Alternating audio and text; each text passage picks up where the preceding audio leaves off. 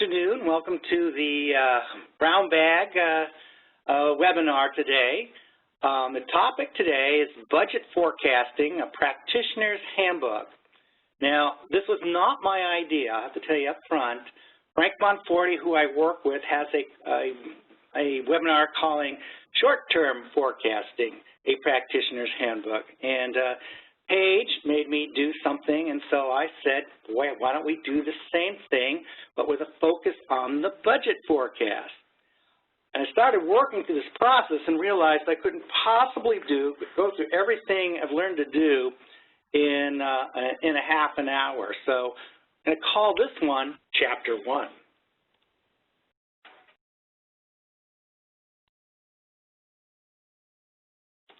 Oh, Paige, I do not seem to have control of these slides.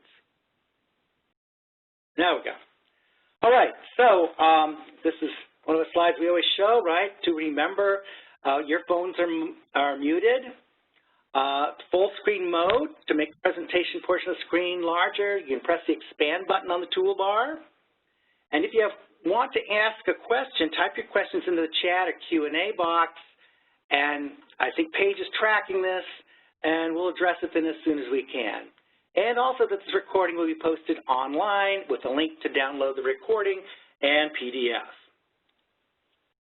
So the focus today is on the financial forecasting, the medium-term forecast. And really, so what we're going to be looking at here is kind of a problem we've just had to address, which is the 2019 budget year forecast. Now, as a lot of you know, I spent a lot of time teaching people how to do budget forecasting and modeling and so forth, but we actually do it too. And this is for a client in which we have actually had to develop and we maintain and continue to do the forecast for. And believe me, I'd much rather be teaching it than doing it. So the problem we had, and probably what a lot of you end up starting with, is we had consumption data. So this is the residential sector I'm going to focus on. And we had monthly billed data through the end of December of 2017. So through December of 2017, and we have to develop the budget forecast for 2019. Well, already you start seeing the problem. The last point we have any information, real information, is December 2017, and we need to develop a forecast 2 years out for January 2019. So what does that mean, right? Well, like a lot of you do, we split up when we look at the residential sector into two pieces. We look at the average use, and we look at the customer forecast. And we have the average use forecast and customer forecast. We can come up with the total sales forecast. And the nice thing about this process here is that the customer forecast is much easier to develop than the average use forecast. There's a lot more consistency in month-to-month and annual customer growth than there is the average use growth. So at least fortunately, we're usually able to get at least 1/2 of the forecast correct. So where do we begin? Well, we begin with the process of looking at the historical sales data. Again, so this is actual sales. Now it's on an annual basis. Spent a lot of time looking at that trends, whether normalizing that sales, and trying to understand what that trend means as we go forward. So in this case, and this is typical of a lot of regions where we saw strong sales growth up to 2006, kind of flat, slightly declining, it's a little downward, kind of drifting down after the recession. And then in this particular market, we've had a really sharp decline in sales from 2013 all the way up through 2017.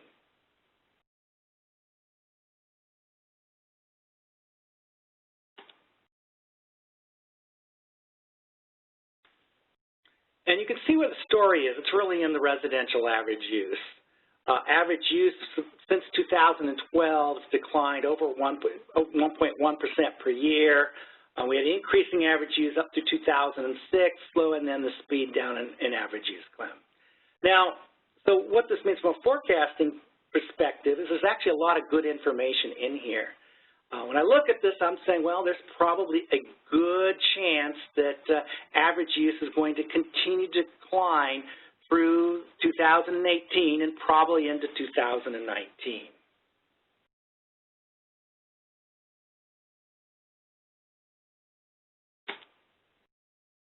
I'm going to apologize here. These slides are not moving all that quickly.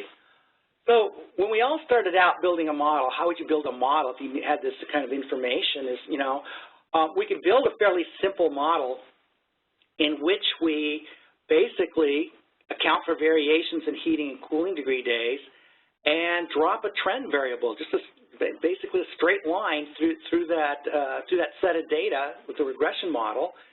Maybe adjust for the number of billing days, and in this case, we're going to, instead of putting in a specific constant, we're going to let the constant vary a little bit month by adding these monthly binaries to the set of models. So a very simple model, and of course the things we would always look for that we're taught and trained to do is look at that adjusted R-squared.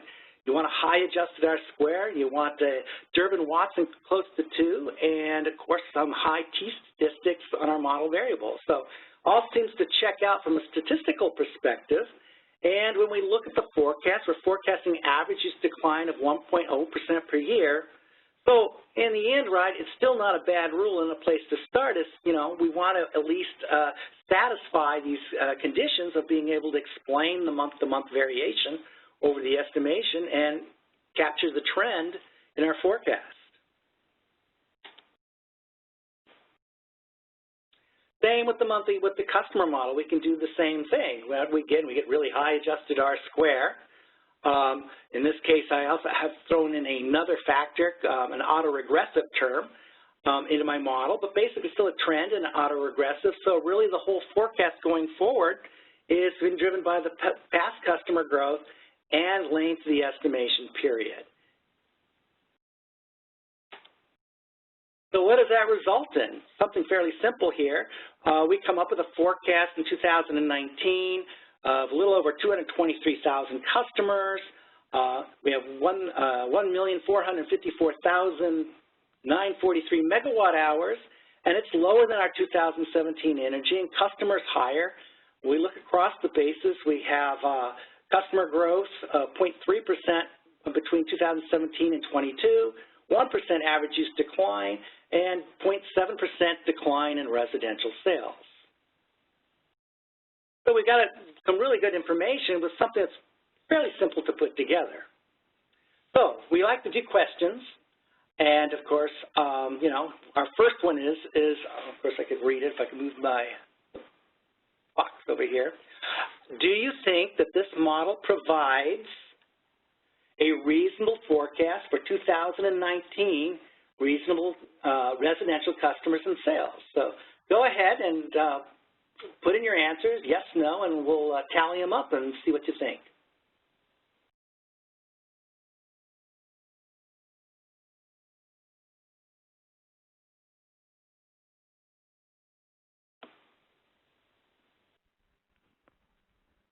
I have almost half of the people have answered, so we'll let it go for another few seconds.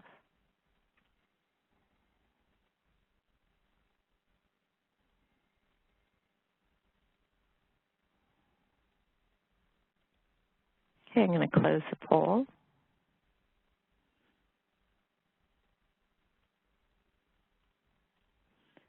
And the results should pop up in just a second. Okay, and it looks like from these results, the majority of you say, yes, it's a reasonable forecast. We do got a few no's, and then we have those that said, I don't even want to give it a guess. Those are the smart ones. All right, so moving on from that, I got a follow-up question for you. I get to it.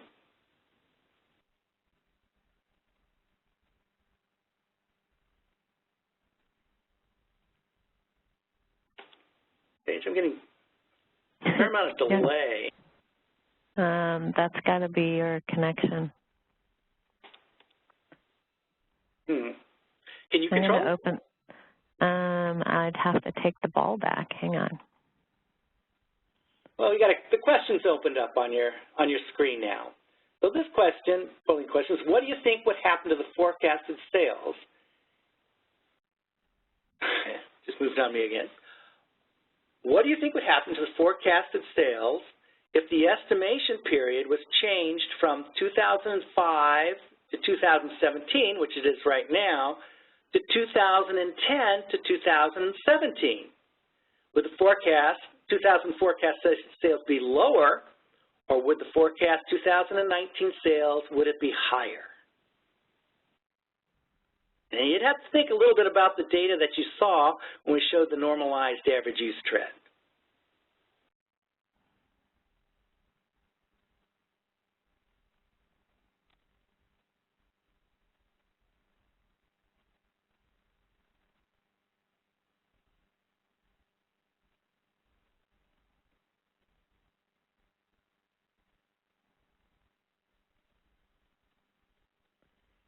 How's it going, Paige? We have 40% that have finished the question, so I was going to give it another second or two. Maybe we could get at least half the people to respond. Come on and play, guys. This is fun.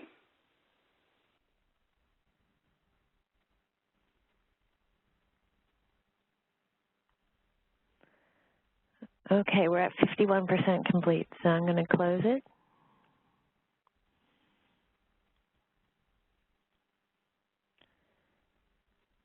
And that takes a few seconds.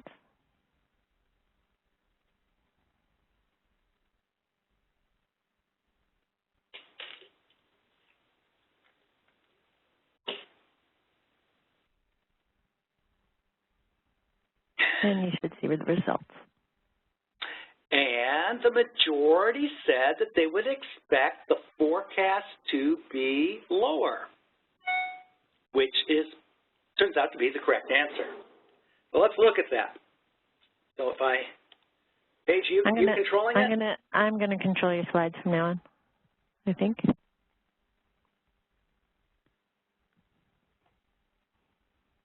All right, so when we look at the two estimation periods, and really nothing changed other than the estimation period, from 2000, when we went down to 2010 to 2017, the sales projected for 2019, just by really cutting off those first 5 years, was significantly lower than it was over that longer period of time.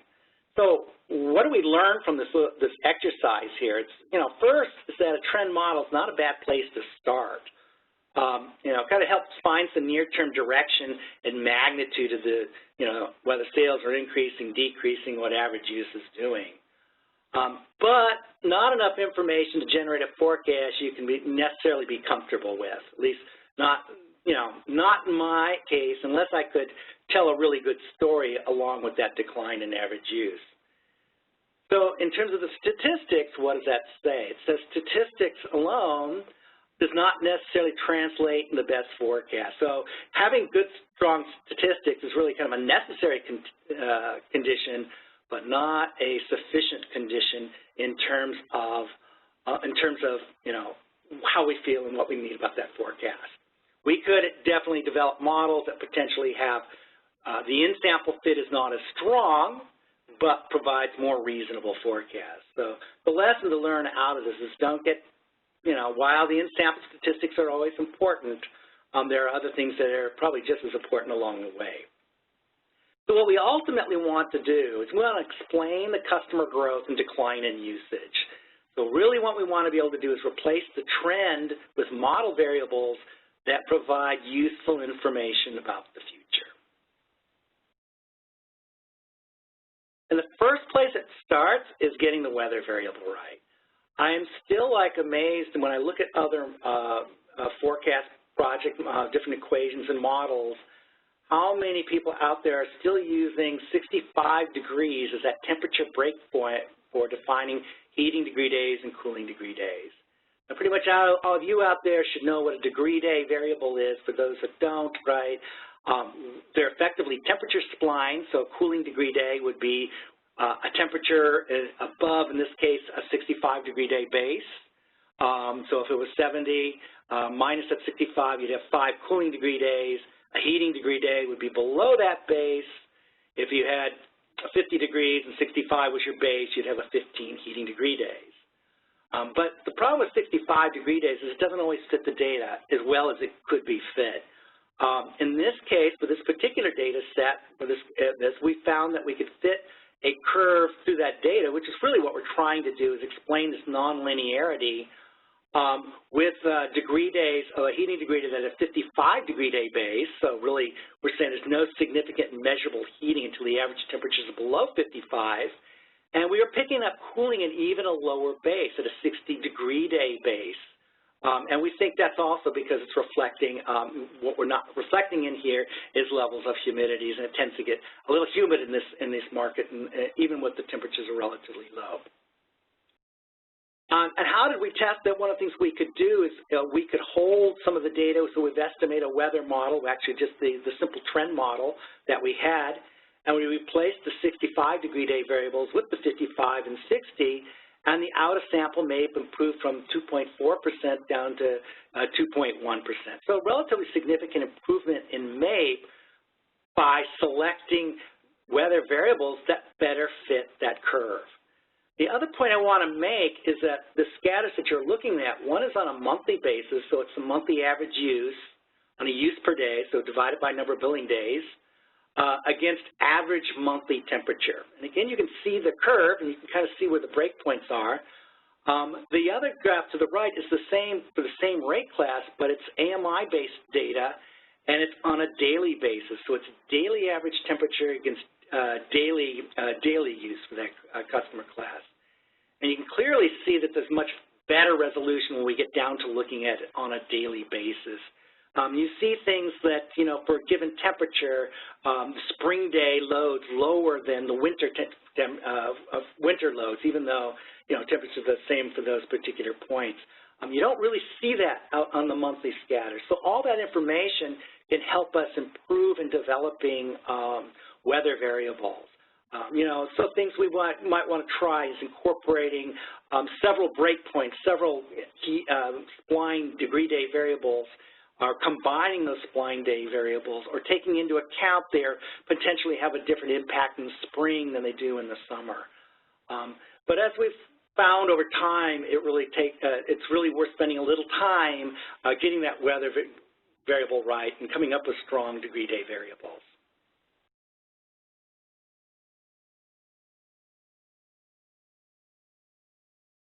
Right? So in addition to the weather, then, the other thing we wanted to do, we worked was identifying the trend. Why was average use declining as fast as it was, and can we come up with a way of explaining that trend? And for this particular market, what really explained the trend for in this service area was efficiency. Tremendous improvements of end-use efficiency, both from standards, having standard impacts across a whole host of residential end uses, but also come from a very aggressive DSM program over that period of time. So the graph that you're looking at is the red line is weather normal average use. The blue line is an energy intensity estimate derived from aggregation of end uses. And the green line is the average use with solar added back into it. So they're all indexed to 2009, so we can put these concepts on the same graph. And what you see is that the weather normal average use really tracks the intensity index pretty well until you get down to about 14, 15, and the index continues to slide, but average use slides at a much stronger rate. Well, in this case, it was solar load. A significant amount of solar load adoption is going on. And when we add the solar back in, you get the green line, and you can now see that that green line is pretty well tracking the intensity. The other piece of the puzzle, of course, was households. So now we had a driver that we think, we felt comfortable with on the average use. We had a trend. We know we had to deal with solar in that model specification. And the other piece that went in was the customer side of the puzzle. And this, again, as I see, all you forecasters out there, will go back and forth between using the number of customers, the number of households to drive your customer forecast, and overall population to drive that forecast. In this case, and I think it's probably true in most regions, at least that I've looked at, we see a stronger correlation with the number of households than we do with population.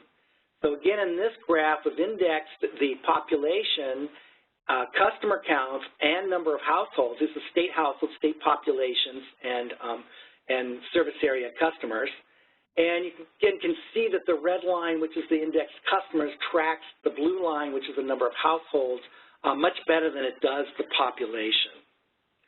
So that really, in a sense, also provides us some nice economic information because the household really captures new home formation. And when you look at the responses, you can see it's much more economically sensitive.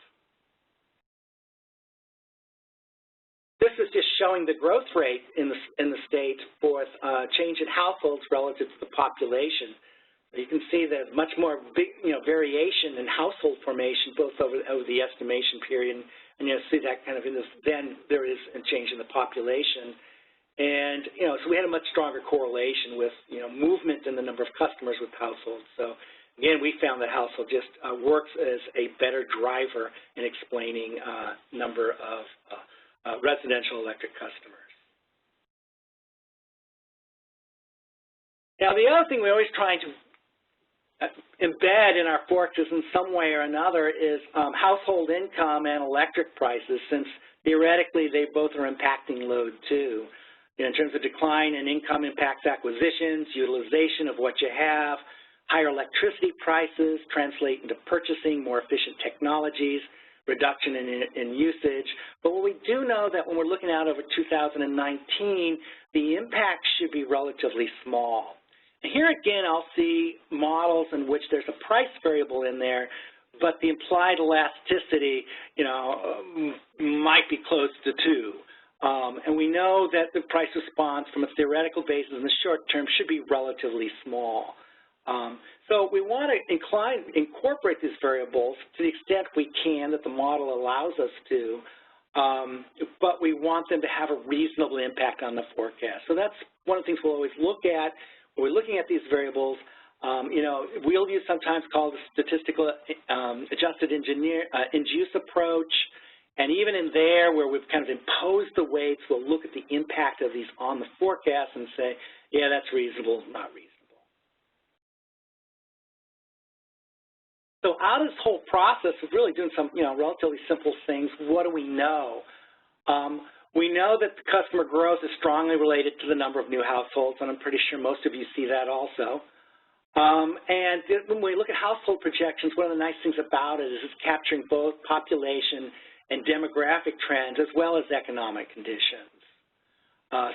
So when we look at the forecast of households, if slow household growth projections, we're likely to see slow customer growth, right? An average use decline is consistent with the end-use intensities.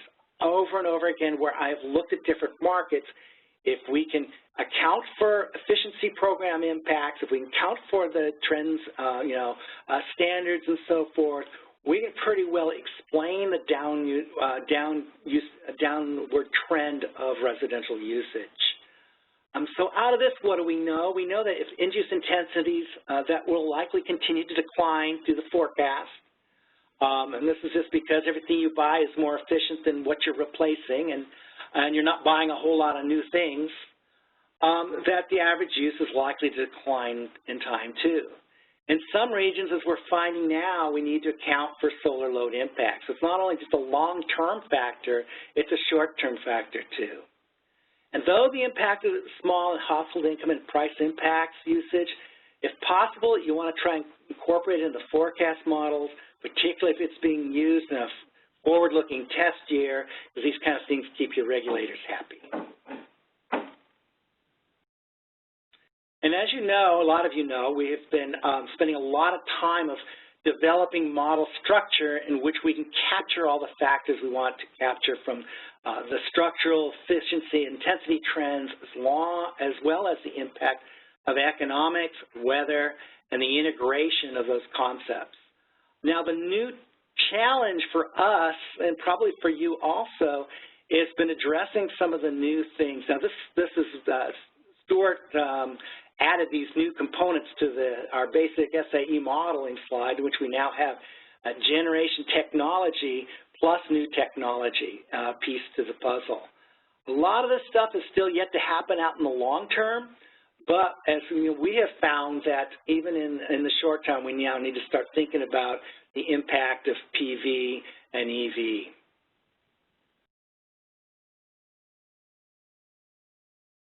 So we come back all the way around here, and we take that information. So we've replaced the trend with an average intensity trend that reflects kind of both, saturations and efficiencies, standards, utility programs. And in addition to that, in this case, we added a solar use variable, so we knew what solar generation capacity was out there. We knew what was generated. We knew what was used by customers. And you can see when we added that to the model, it was statistically significant and had the right sign and really helped explain the sharp drop beyond even that 1% trend we saw in the last few years. Just as a comparison basis, which is always a good thing, is that when we compared that to the trend-based model of 2019, right, we were looking at 65, 20 kilowatt hour with the trend-based model, and when we built all the structure and our assumptions on economic growth, household growth, so forth, then our average kilowatt hour from that forecast was 6506. So it was kind of nice to see that, our trend kind of provided a guideline and our structure gave us a little bit more information, but I kind of had if I was too far off from that trend forecast, I would have probably gone back and questioned my assumptions and reviewed my model. And one of the more critical things that needs to happen in this forecast process is asking how well is your forecast going to do. Now remember, we're starting, our last actual data point was December of 2017, and they're going to build their budgets for 2019 based on a forecast that's 2 years even before the start of that period. So one of the things we'll always do in a forecast is we'll do what's called out-of-sample testing, or we're going to test the model performance. And in this case, what we did was we held out the last 2 years of the estimation period. So we estimated the model with all its structure and economics and so forth embedded in it through January 2005 to December 2015, and we held out 24 months of that data set. The last 2 years of the data set, we held that out. We then run the model through that period, given that we know, to the extent it's actual, household income, households, our intensity projections, and then looked at how well it did in terms of the out-of-sample statistics. So forecast observations, the out-of-sample period, we held 24 months out. The average absolute error, mean absolute error for the forecast period of 2.04%. The mean error, which is the averaging out the positive and the negative errors of 0.6%. And in terms of the absolute error, right, I mean, we looked at the mean absolute deviation of less than 12 kilowatt hours and an average forecast error of 4.2 kilowatt hours. So that, looks really good. And the way we kind of validate that was how does it compare to the in-sample statistics? So our out-of-sample for those 2 years around 2.04%. The in-sample, right, this is the data used for generating the model parameters, of 1.9%. So that's what we'd like to see. We'd like to see an out-of-sample period made that's fairly close to our in-sample. Certainly gives us some confidence that we're moving in the right direction. And this is just looking at the results of that. Actual predicted for 16 was the first year out. Actual predicted was 2017 was the second year out. And as you look at the 17, right, you see that the error, the difference between the predicted and the actual, is a little bit bigger at that period of time. And again, that just reflects that we're further out from the action, in this case, the last point in which we've estimated that model. But still, performing relatively well. And the exercise that we would go to is say, okay, if we now use data through 2016, how would that look for 2017?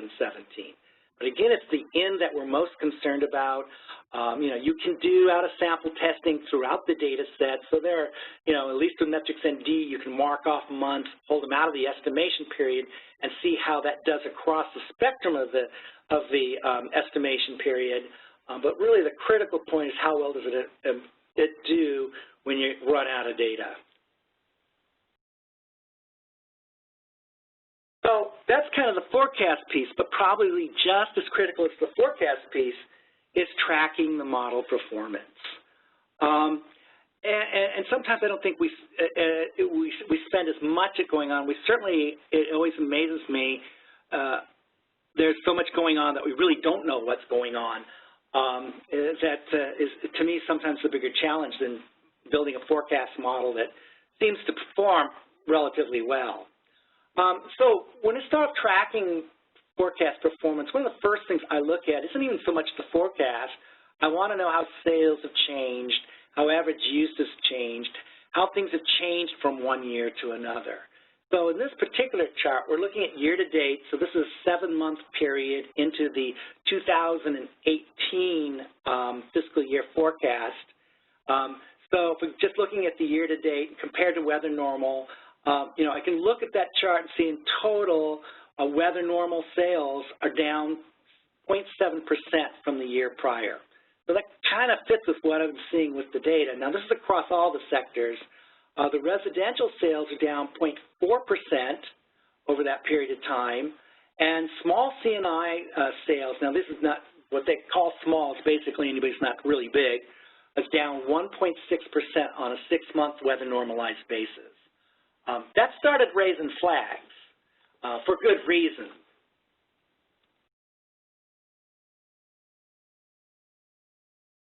And it really had to do with we really didn't know what was going on. So there are a lot of different ways in which I know you all will look at the forecast relative to actuals and variance and different means of reporting it. One of the things I like to do is I like to look at the growth rate. So in this chart at the top, again, it's over the same 7-month year-to-date period. The current year is the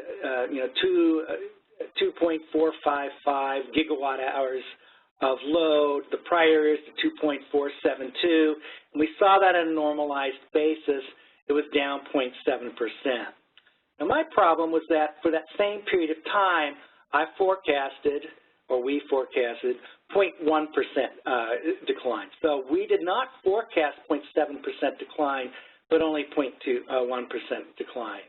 Now it turns out that in the residential, right, we actually under forecast. Sales current year normalized came in 0.4% as we saw, but we forecasted a 2.1% decline in residential sales by 2019 over the prior year. This is, again, we're looking at 18, so we're looking at the current period. And the commercial sales, we forecasted 1.1% growth, and actual commercial sales came in at 0.9% below. So forecast 7 months in the current month budget, and so now the story was why were we so far off on the commercial, and for that matter even the residential. Certainly not like we did. We had a great model, but when the forecast came to fruition, not quite where we wanted to be. And the residential forecasted 2.2% decline, but only 0.4%. The biggest factor was we had a lot less behind-the-meter solar than projected. And this is one of those things where you have a lot of solar load or something going on in there. You're kind of depending on third-party to develop these adjustments for the forecast, and you're kind of the one stuck living with that. But on the other hand, we were kind of saved us in total forecast because we were only down 0.4%. The commercial was a total different story. Whether we forecast a 1-point sales gain and on a year-to-date basis was declined 0.9%. So that's like a 2% difference in forecast.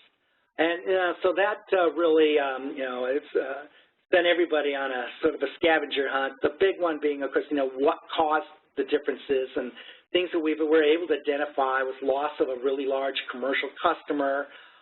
Also, there are some things that you don't necessarily have control over as a forecaster, but as I have learned, it's a good thing to have as much control as you have. There were other load adjustments that were made to the forecast because there was going to be some big activity at a few commercial customers that just didn't happen. And the economic growth, where we were forecasting around 2%, I think we ended up with about 1% GDP growth instead of 2% GDP growth. And even then, that didn't explain everything that was going on.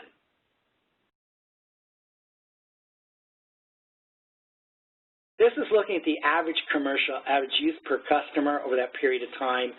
And when we looked at this data, that last point, November 2017, was the lowest monthly sales and average use since 1999. So we had this situation where over the period, GDP increased 1%, but we had a forecast of over 2%. Number of customers over that period actually did increase up to 2.6%, but average use over that period fell 3.7%. So at this point, I'm like at a loss. I said it sent everybody off on a scavenger hunt. They were out looking at grocery stores, a major grocery chain, did some major efficiency investments that were not part of the efficiency program. They started looking at the new customers. A lot of these new customers were just small home businesses, so that was contributing to the sharp decline in average use. And then everybody likes to throw out the Amazon effect now, you're buying things from Amazon and that's impacting the retail sector over that period of time. Now the thing is, we knew this, we as in the forecasting people, well before the start of the budget year. We could see this trending down. This is why I think, monitoring usage is critical, important to forecasting. But the management at the time was locked into the earlier forecast for budget periods. So it was like we knew it was going to be bad. We told them it was bad every month, and then when it happened, it was bad, and of course, it was bad. So the things I've learned out of this process, and I'm going through this forecast, I could have actually probably put another 5 more slides of this stuff, but keeping it down to the 7 things here that fit on a PowerPoint slide. Overall, when we do budget forecasts, conservative budget forecasts are better than being too optimistic. Now, you have people out there knowing that, probably know that, so it's nothing new to you. As we found, it's not nearly as unpleasant of a monthly variance meeting when sales are higher than the budget. Not so pleasant when things are lower than the budget. Track sales and customers and trends diligently. Know what's going on in the neighborhood. You need to be at the point where you're not at the end trying to scramble to find the story, but trying to maintain the story and understand what's going on along the way. I'm still somewhat surprised when I work with some companies that there's still this, not knowing what's going on in terms of customers, not knowing the news, not, looking at the construction reports. That kind of anecdotal information is really helpful, if not necessarily being able to directly incorporate in the forecast, certainly in telling the story. Develop the best possible weather normalization model. Particularly in this environment we're seeing no sales growth, it's even more important to isolate the variation due to weather. And this is where AMI data and load research data can really help in building stronger weather variables for your forecast models and for just doing the variance and tracking. Question the forecast assumptions. If 3.5% GDP growth and long-term declining real income or declining miscellaneous sales seem unreasonable, don't use it. In the end, you own the forecast. So we can talk about, the economic growth was too far, but if you're not comfortable with that, then don't use that in the forecast model. Look for secondary sources. Look for, make more conservative assumptions of what those might be. Go lightly with exogenous adjustments. There's always this tendency to, particularly with salespeople involved, they're very excited about new projects coming in and they're going to add lots of load. You don't hear about the big ones that are going to fall off generally. So in the end, as it says, it's your forecast. doesn't matter how much input you took from other people, I've learned that it's your forecast if you've delivered that forecast, and you're the one who's going to have to effectively live with that consequences in terms of your level of accuracy. Get ahead of the monthly variance meeting. It's better to know what's trending, even if it's bad news. This is where daily tracking with system and AMI data can really help. I know Stuart has been doing a lot of work in this area. If you're halfway through the month and you know it's not going to be a good month, it's good to kind of, ease into that discussion. And also update forecasts frequently. Too many of us, me included, we do this forecast once a year. And there's just so much that's changing underneath the surface. You just can't pick this up with the macroeconomic drivers, number of households and GDP and employment. Those are really kind of a quarterly, statistic that even that changes over time. The historical numbers on those change over time. So really, I don't know what the right period is, but certainly thinking about at least 2 a year, 4 times a year, I think that's a better place to be in terms of doing forecasts.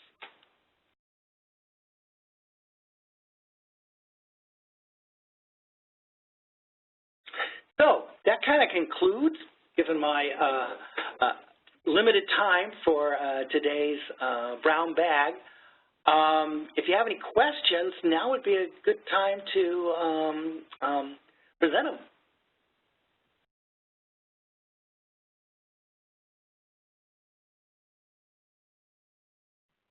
You can type your questions in the Q&A box.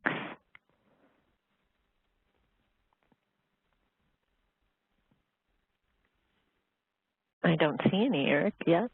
So let's go ahead and talk about the blog while people are thinking of the questions. All right. So as a lot of you should know, we have a forecasting blog out under blogs.itron.com forecasting. There's a lot of interesting discussions that go on about various aspects of practical and technical parts of forecasting. So we encourage you to out to the blog site and to contribute to the discussions associated with these topics. There's a question. Is the daily relationship between load and temperature relevant since you're using monthly models? Yeah, definitely, because I think, a monthly is really just the aggregation of the daily, and we get much better clarity, particularly talking about weather load information, where we can look and see how that where we can see the weather daily load relationship. That's much more harder to see in a monthly model, particularly when you look at the kind of these transition months of, May, March, again, depending on where you are geographically in the world, where you have periods of both heating and cooling going on in the same kind of period of months. That's really hard to get at with a monthly model. And the other thing is that the stronger the monthly model, so we can come up with, say, a weighted degree days, and we come up with these fine splines of daily data, which is great for doing daily impact models and weather normalization. But even from forecasting, the stronger those weather variables are, the more it improves the fit of everything else in that model. So yeah, certainly daily helps us build better monthly models. And if you don't have access to daily usage, what is the best way to produce weather normalized sales data? Well, if you don't have access to daily usage, certainly, you're going to use the monthly billed sales data, and what we have shown. Things you want to do, that if you're using monthly days, make sure you're normalizing for the number of billing days for that period, that your weather variable itself is consistent with the billing month period versus the calendar month period. So, I mean, there's a lot of things we can do, you can see from this monthly average use relationship. And generally, that's a lot of times where we're starting, is to say we don't have access to the daily data. I also think that system data is really useful, that we do have on a daily basis, that we can look at the relationship between heating and cooling variable. And in addition to tracking like class level sales, right, we're tracking system sales too. And the thing I like about system sales is it's real data. I mean, it's real measured daily data. versus, load research, which is an estimate, which is, better than a not. And certainly I think AMI is the best data. Can you explain why residuals are always negative in the summer but positive in the winter for the last slide? Let me go back to that slide. Go back up to that slide. I'm trying. This one? No. Up. Keep going up.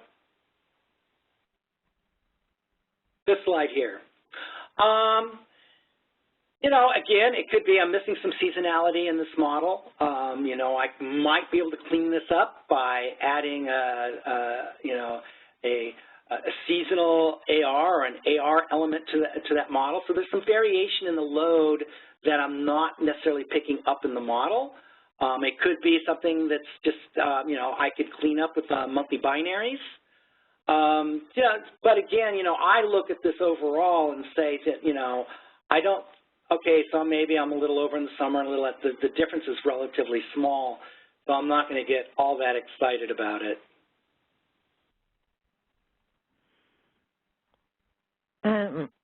Let's see.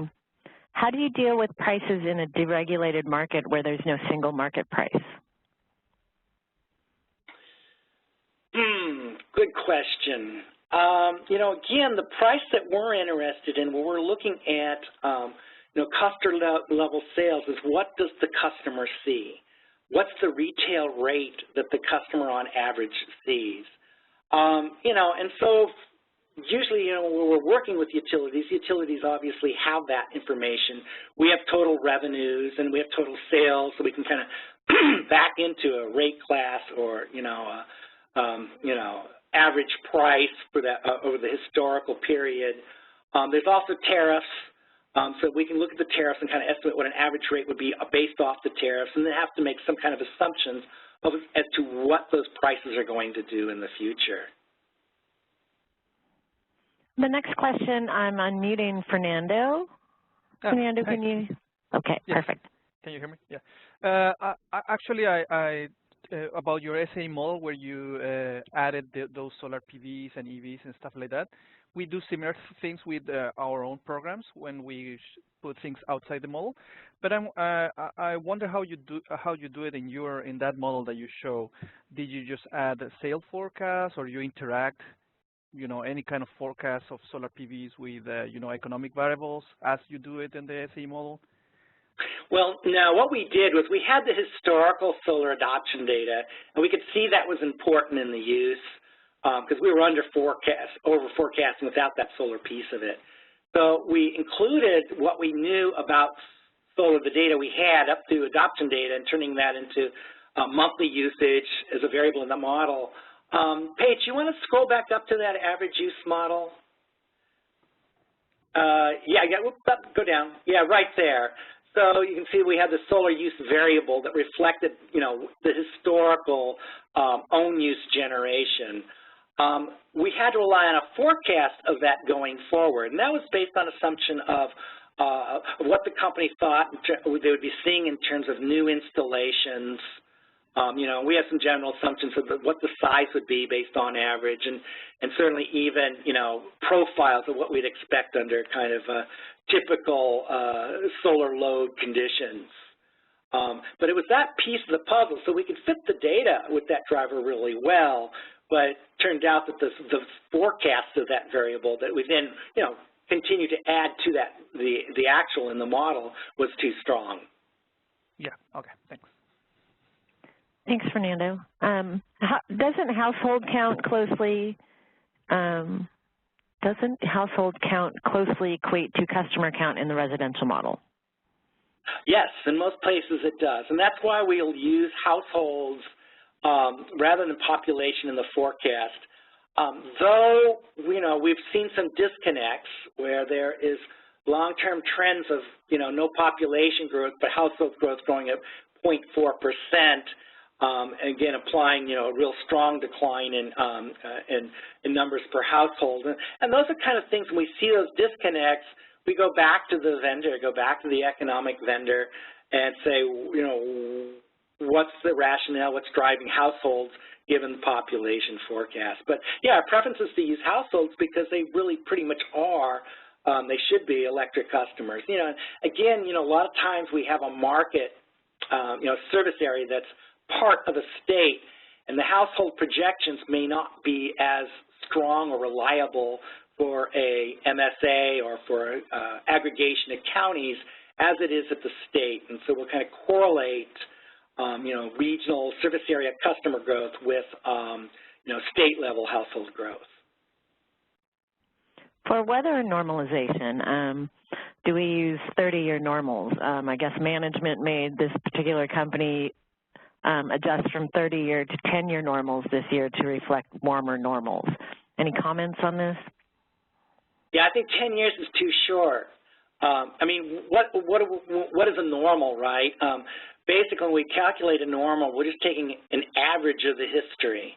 And on a particularly on a monthly basis, where you could have one really warm summer, and that would be 10% of the data points, and then next year you roll in another 10 years, and you get another very big swing in the normal temperatures. So now, every time you're doing a forecast, you're getting big swings from normal to normal. But, you know, it is true that maybe 30 is too long, just because we have been seeing a trend in heating cooling degree days. Now, in this particular model here, what we have been doing is we've actually been using a trended heating and cooling degree days. So it's a normal with a trend. Now, it doesn't change a lot, but, you know, heating degree days are trending down a little bit. It's just getting warmer. It's just not getting as cold in the winter, and cooling degree days are trending up a little bit. Could you talk more about your intensity variable and what other efficiency variables can be used? Well, the intensity, you know, if we do these, you know, I know a number of you are out there using what we call a statistically adjusted end-use model, and one of the inputs in that is estimates of long-term trends of, you know, usage per end use. And these trends in the residential, we use kilowatt hour per household, and in the commercial, it's kilowatt hour per square foot, are developed out of the EIA's long-term energy forecast. We mine the database and pull this information out for each of the census divisions. And so these intensity trends reflect that. So they reflect, you know, changes in saturations and stock efficiencies and room air conditioning and central air conditioning, heat pumps, across all the major residential and commercial end uses. And so it's that really is what we have been driving the usage down, is that, as I said before, everything you replace and buy new is more efficient than what was out there, what you're replacing. And saturations, the share of ownership of these technologies is tending to flatten out. So the only thing really driving the intensity downward is improvements in stock efficiency. Practically speaking, how do you adjust monthly weather variables based on an analysis of daily load and weather?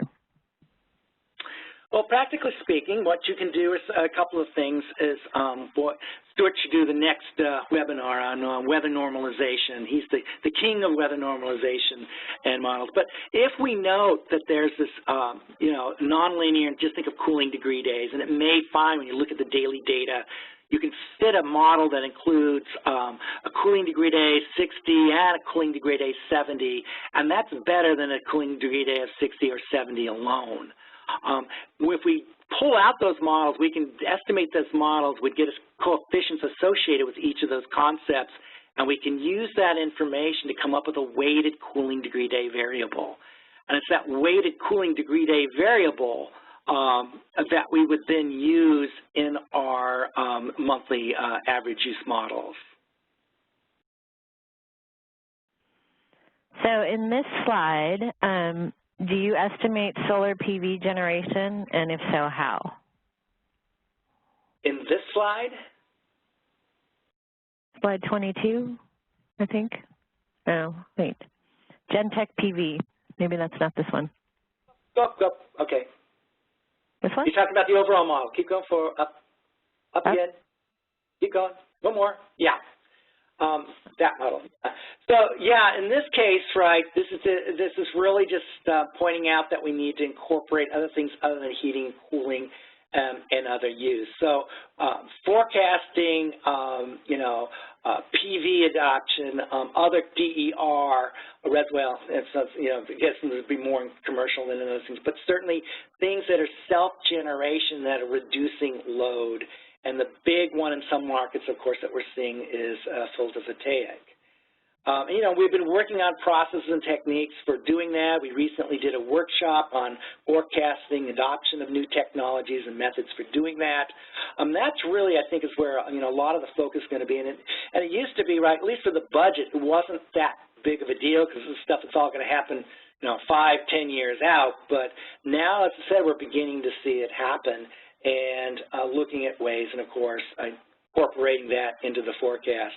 Of course, now when you start doing that, right, now we've got just one more item in which we can be wrong at in terms of explaining our forecast variance. And then how does the Public Service Commission react to a trended normal in a rate case proceeding? Well, are you talking about a trended normal weather variable? We've just really have used it, where I'm doing the models itself is in Vermont. The commission is, is fine with that. It's not like it changes it a whole lot, certainly in the budget period. We're going 1-2 years out. It's a very small change in the normalized degree day. EIA uses a trended normal in their forecast at that level. I think it makes sense. Either you need to, think about a shorter normal period, but even that, right, if you're rolling in a year, a new year, you're capturing a lot of that, trending in the heating and cooling degree day itself. Yeah, to me, it's the presentation of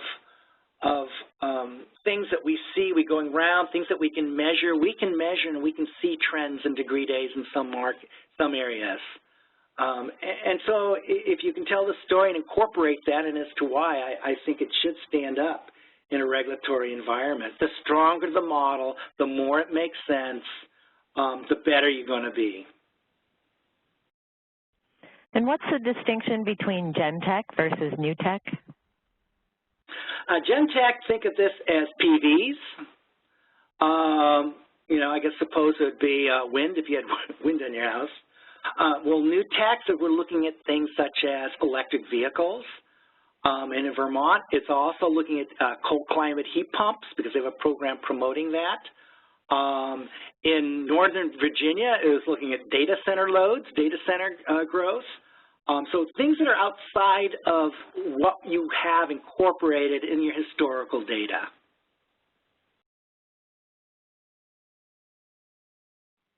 I don't see any other questions. Do you want to go over the events?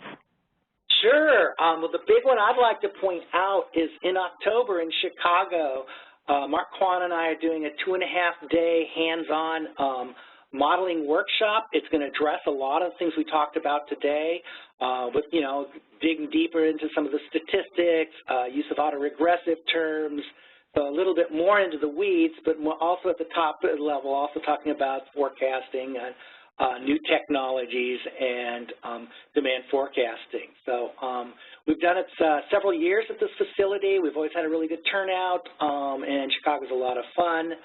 The other one coming up is short-term operational-based forecasting.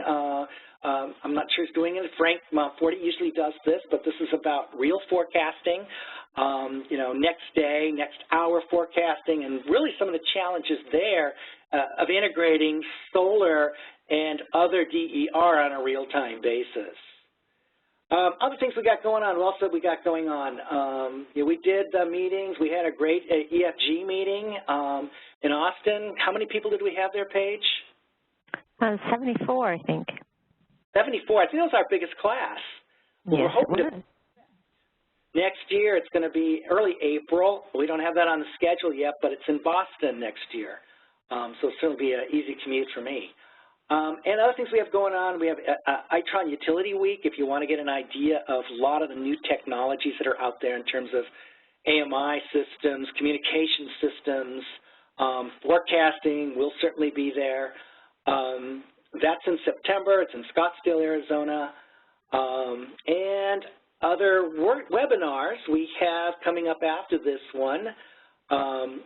Mark Kwan is going to do we do this on an annual basis, the Forecast Accuracy Benchmarking Survey and Energy Trends. So basically what you have reported in our surveys in terms of expected near-term and long-term growth and what it has been happening across the companies. And that's really nice because it's a nice gauge to compare where you are with others. And then the last is Frank doing the short-term load forecasting, a practitioner's handbook. Now, and when I told him about my idea, he said, hey, that's a great idea. You go first. So his is not till December. And I think that pretty well covers it. And if you haven't answered the benchmarking survey, there will be a link in the email that comes out. Please answer that. It is still open, and we love more results.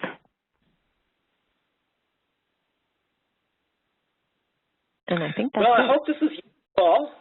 And if you have questions, feel free to, email me or email itron.com forecasting workshops, and we'll be happy to get back to you. And thanks again for tuning in, and until next time, good forecasting.